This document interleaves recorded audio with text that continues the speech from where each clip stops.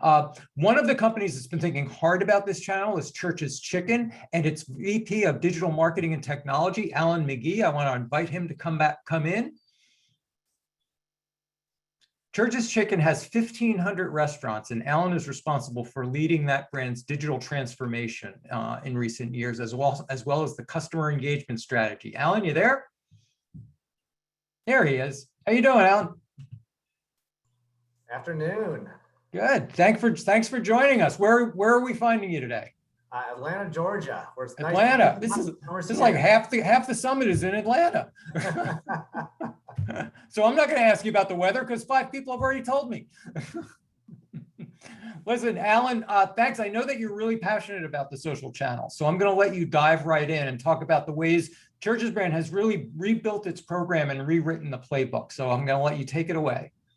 All right, thanks. Let me pull up my screen here. All right. All right, afternoon, everybody. Alan Magee, I'm the Vice President of Digital Marketing and Technology for Church's Chicken, and excited to share with you, as Steve said, a little bit about our journey and social media evolution. So for those of you who aren't as familiar with the Church's brand, we're an almost 70-year-old fried chicken focused concept born and bred in San Antonio, Texas, 1952. Our menu consists of all these incredibly great tasting down-home favorites like our fried chicken, our honey butter biscuits, our okra, and our new Texas tenders and chicken sandwich. Now, I started at Church's at the end of 2018, and we've been implementing a multi-phase digital transformation since then. Since that time, our digital and technology has been a focus and a key driver of our brand turnaround and brand success the past 3 years. But back in 2018, when we were building all the components of this digital transformation, one that stood out was social media. And that's what we're gonna go a deep dive into today. At that time, we were this chicken over here on this side of the road, trying to figure out how to get across to the other side, not knowing where, when, how to do it. We needed a strategy. And when we started to think about strategy, I posed this quiz to our internal teams, our agencies, our franchisees, and said, take a look at this photo and tell me who the brand is from this Instagram feed. How many brands are there? But you have to tell me in the first 2 seconds. And what commonly came across was, well, it's all the same brand. It's a fried chicken brand. There was no differentiation when you looked at imagery, tone of voice, personality, style. I could go on and on and on. And honestly, just not that interesting across the board a couple of years ago.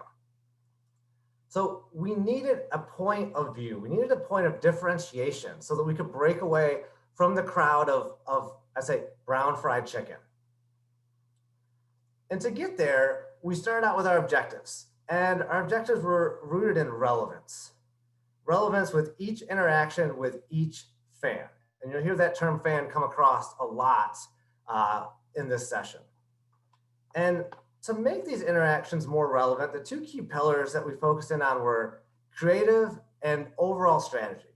Now, creative that's focused on the needs and wants of our fans, and strategies that build learnings and nurture relationships with our fans. So how do we do that, right? We needed a starting point. Well, we developed a social media playbook. And when people talk about strategy, say, what's your social strategy? Well, that's really what this playbook was all around. This is where it came from. It's the framework that covered all aspects of everything that touches social channels. It was about channel purpose, the difference between organic, paid, our community management, our one-to-one engagement, right? Level setting there. Messaging creative pillars. So what are our different pillars that we're going to be talking about our food and our engagement in different ways? Our community management approach. How do we want to go after community management? What is the role, again, with proactive and reactive? And I'm going to talk a little bit about proactive in a little bit. Our brand tone of voice, who we are, who we're not, really getting clear on that. Visual identity, right? What are things that we want to do? What are things that we don't want to do? Influencers, measurement, analytics. Let me tell you, This is a robust playbook. It's 87 pages today. It's a living, breathing document that we do update like about 2 times a year. And we use our data-driven insights, changes to the platform, what's going on with consumer engagement to keep it relevant. So it's constantly evolving over time. And what that evolution does is it allows us to deliver freedom within the framework. And we talk a lot about this. So the playbook is that framework. And there'll be times when we run plays directly from the playbook, as you can see here, whether it might be something proactive or reactive or learning from an insights perspective. But there's other times that we're running a fast break, right? We've got to make a quick decision, and that framework allows us to be nimble and agile and constantly evolving so that we're not missing an opportunity. Now, as we talk about that framework, there was also things that we had to make some decisions on what not to do. And I think something that we've gotten really good at is figuring out a couple key areas that we have set rules around and deciding what not to do. And one of them is really just not being generic. Listen, everyone thinks they're special. Everyone thinks they're different when it comes to social media. But what does the consumer really think? And I'll give you a great example of this. First day of March Madness this past year. I opened up Instagram, I look at my stories feed, and there's 6 different restaurant brands that are doing a tournament pool with their products for fans to vote on.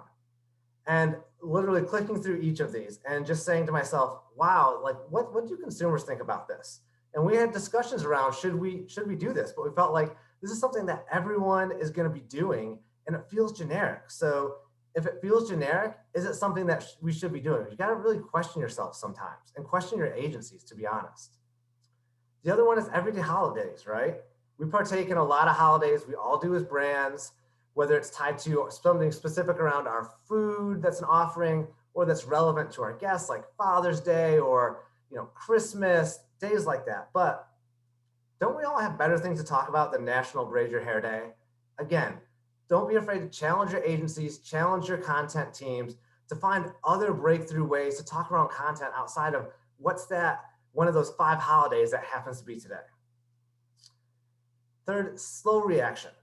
And being slow to react. This is a trend that I'm really passionate about. So if something does start to really pop on social that you want to engage with as a brand, you really have about 48 hours for that.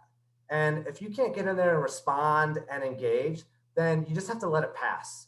The worst thing that can happen is you as a brand jumping in on a trend 7 days after it's no longer relevant.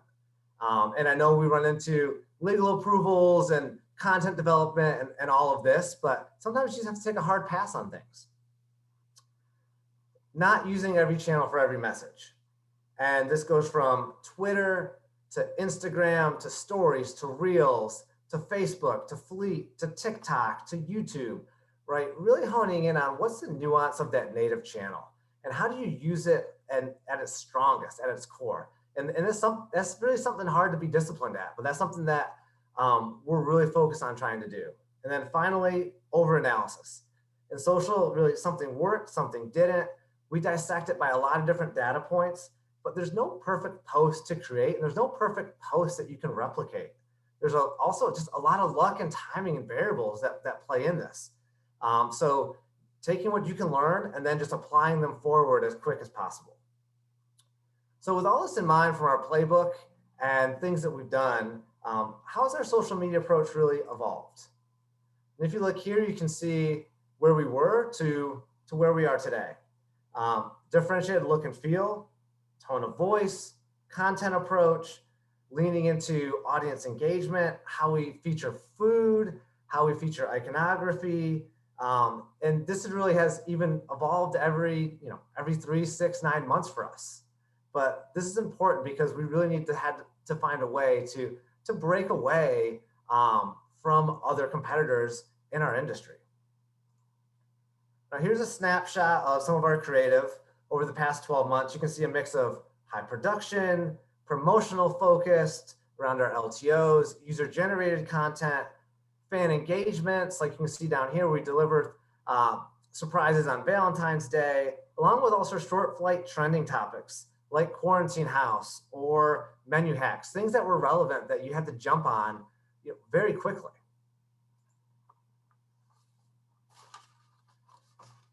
Also, you can see here some other executions. We've developed specific executions by channel in here for unique purposes. So a lot more animation, a lot more video, and actually even training our fans on what type of UGC we want them to provide us. We did UGC 101s in our Instagram stories a couple different times to show them how we want you to shoot the food and what we're actually looking for. Also putting the food more front and center, as you can see, center of the plate is what we call it. How do we highlight the food the most in a natural state where it just doesn't feel overproduced in a Photoshop setting? Now, one area of our playbook that we rolled out more comprehensively, probably in the past 9 months, has been our relationship with influencers.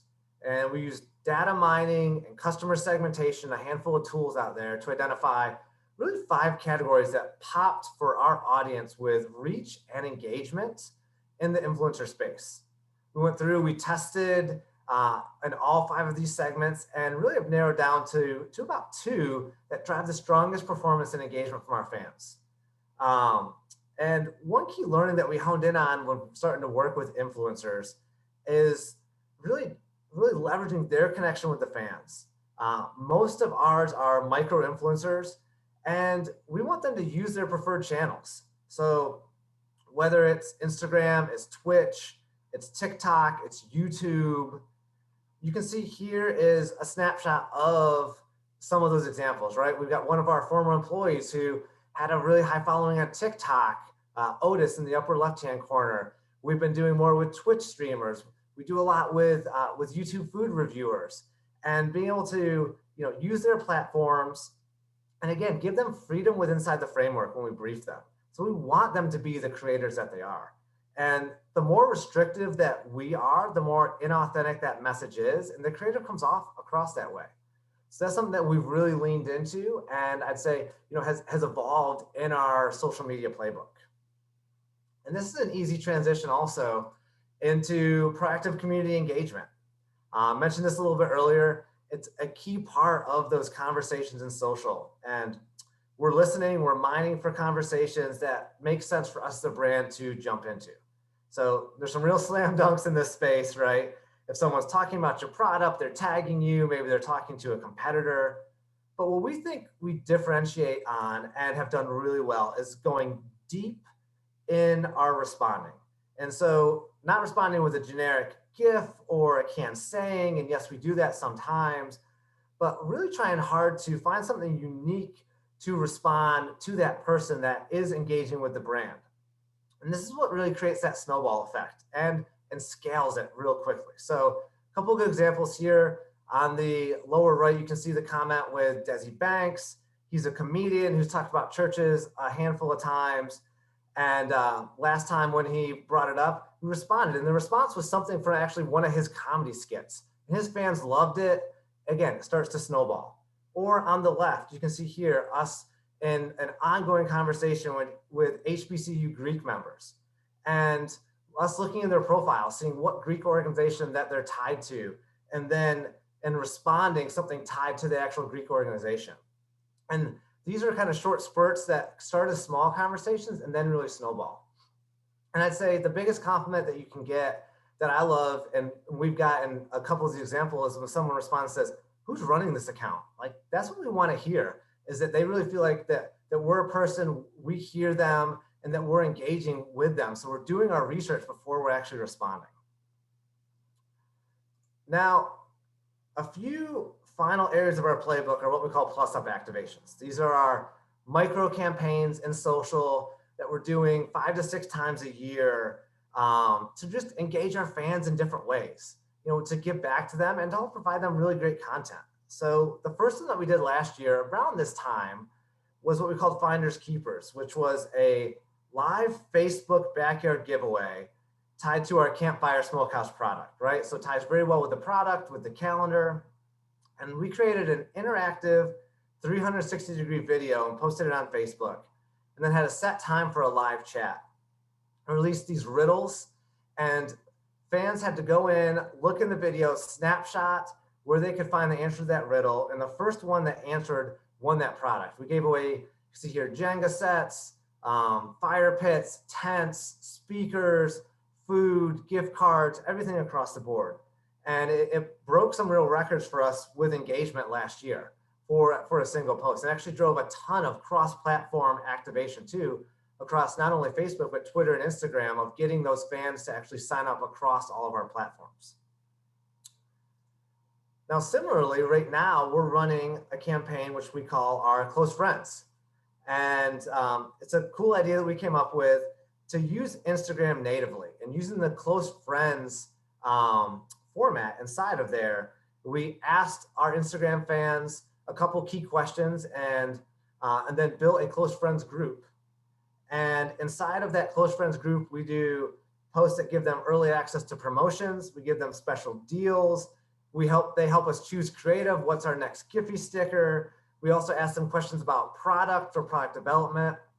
We've gotten really high engagement with this. And then we were able to also surprise and delight them too, and then share that out to the broader audience.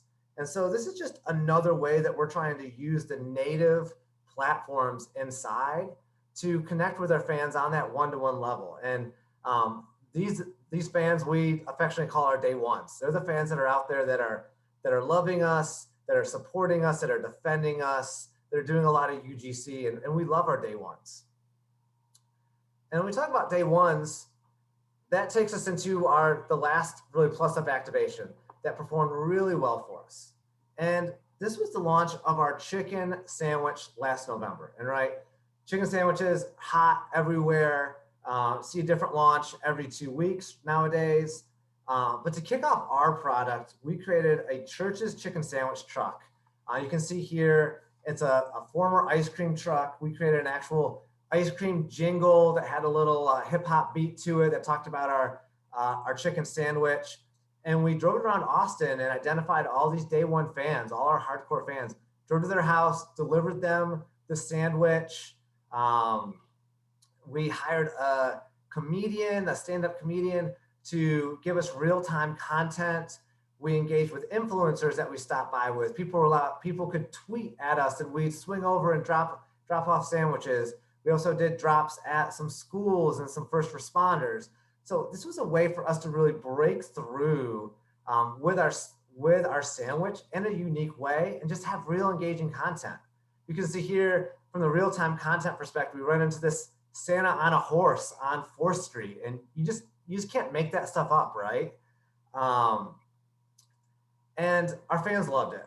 Not only the fans in Texas, but also fans all over. And again, it was just another way of a micro campaign to bring this product to life in a unique way, where people are talking about chicken sandwiches, but they're coming out constantly. So you need more ways to really break through. When we looked at it, it was a 3-day activation. We hand delivered over 250 sandwiches, saw one Santa in there, delivered a ton of posts. And that's the thing that I think we think about a lot with these micro campaigns. These campaigns have a shelf life of 48, maybe 72 hours, but we all know there's a lot of work that goes into it, but we're also realistic with these aren't campaigns that are going to last us 30 days. So let's get the most out of them that we can for those 2 to 3 days from a fan engagement side. And then it's time to move on to something next. So to close out, I'd say a big mantra for us as a digital team at Church's is talking about progress over perfection. And hopefully sharing our journey here maybe inspires a little bit or sparks some ideas around your continued progress as a brand moving forward. There's no such thing as a perfect post or a perfect campaign. All we can do in social and digital is really continue to take one step forward, learn, and continue to evolve. And with that, thank you for your time. Appreciate it. That was great, Alan. Thank you so much. And we are going into, it's late now, but what I would love for you, if you want to join our roundtable, and that way, if anyone has questions, follow-up questions for you, you can be there to answer them and give us a lot more information, because obviously you guys are really all over the place in social media. So I'm sure it would be really helpful. Of course, I'd love to. That's awesome. All right. Well, so